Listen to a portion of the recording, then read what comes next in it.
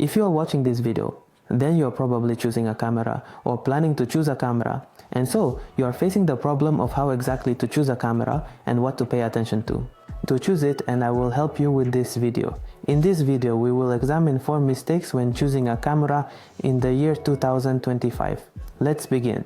The first myth is the more megapixels, the better the image. In today's world, marketers who want to sell more phones, manufacturers put more megapixels in this phone to somehow encourage the customer to switch to a better model. But does it make sense? Do megapixels provide real benefits on a camera, and how they should bear on the phone? In reality, the more megapixels, the worse it might be for your camera. For example, if you have a crop sensor where you see like 40 megapixels, 50, 60, well, up to 100, it does not mean that this camera will give you a perfect photograph. You will have a problem with noise at high ISO. And why? It is because little light reaches the sensor. Light, or rather as much as needed, will reach the sensor, and the pixels will be small, because the more megapixels there are, the smaller they have to be to fit on the sensor, and therefore they are small, receiving little light. And that's why the image turns out blurry, like on a phone. When choosing a camera, you don't need to look at the number of megapixels. The second myth is that DSLR cameras are better than mirrorless ones. And on one hand, if we were talking, for example, 10 years ago, that could have been true, because the DSLR at the time, there weren't really great options for mirrorless cameras. Fujifilm was starting to develop, but back then it couldn't be said that they were truly professional solutions. DSLR cameras are becoming obsolete because they are large, they do not have such modern features that current cameras have. And the second downside is the extra construction. That is, you have a mirror, it moves, it breaks, and in mirrorless cameras there is no such issue. You can buy a mirrorless camera only if it is cheaper and it makes sense. For example, it could be a camera to learn photography with, one you won't mind damaging.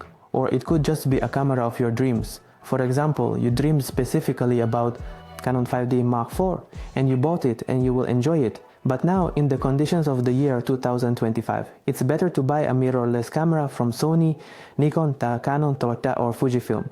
And you will have more enjoyment since they don't have the extra mirror mechanism. That means there will be fewer things that can break in the camera itself. Secondly, they will be lighter, because again, there is no mirror. And third, they will be more modern. The third myth is that an expensive camera will immediately make you a professional photographer.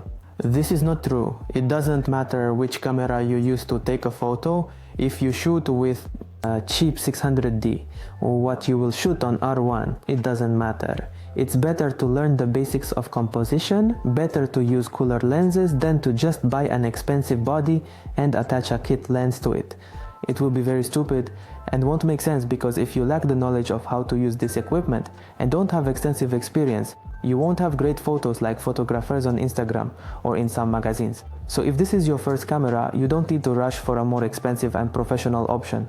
It's better to start with something simpler to gain kundeta with that hand, and then understand what you need to change, and then you will have happiness. And the fourth myth is that smartphones have already replaced cameras. Actually, this is not true. On a smartphone, you cannot do what you can do with a camera. First, it will be inconvenient. Second, you will lack functions. Thirdly, you won't have an aperture, which can allow you to do a lot of things. Fourthly, you won't have flexible RAW. You won't be able to tweak the image as you like. And fifthly, these photos won't be of such high quality. Since the sensor is small, little light will be captured, and the photograph will be lacking in detail. And you won't like it, and you won't be able to get anything decent out of it. I hope you found it interesting and learned something new. I'm looking forward to your feedback in the comments. Subscribe to the channel. See you. Da.